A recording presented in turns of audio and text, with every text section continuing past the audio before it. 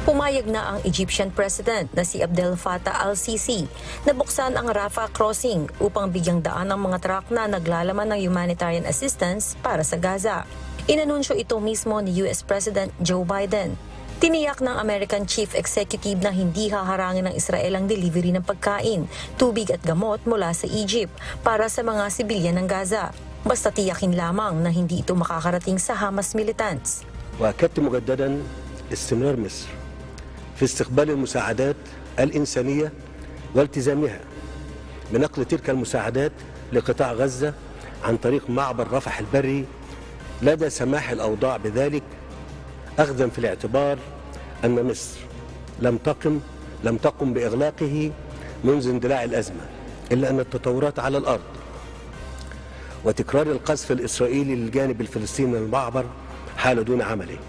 Nakaalis na ng Israel si Biden matapos saglit na bumisita upang ipakita ang suporta ng Estados Unidos.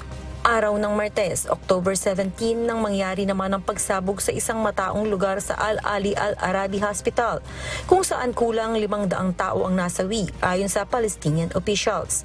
Agad na sinisi ng Hamas ang Israel.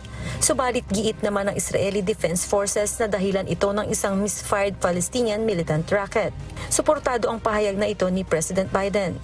I was deeply saddened and outraged by the explosion at the hospital in Gaza yesterday.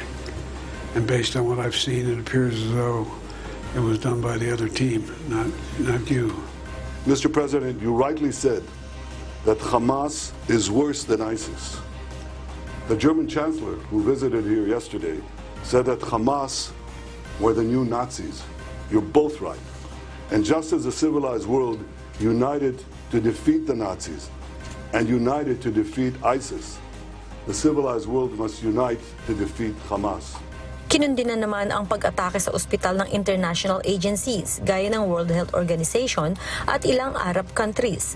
Dahilan din ito upang hindi matuloy ang nakatakdasa ng pakikipagpulong ni Biden sa ibang Arab leaders. Naglunsad ng pambobomba sa Gaza ang Israel kasunod ng Hamas attacks noong October 7. Patuloy naman ang pagpapakawala ng militants ng rockets laban sa Israel. Early Briones, UNTV News and Rescue. Diyos ang aming sandigan, serbisyo publiko ang aming pinahahalagahan.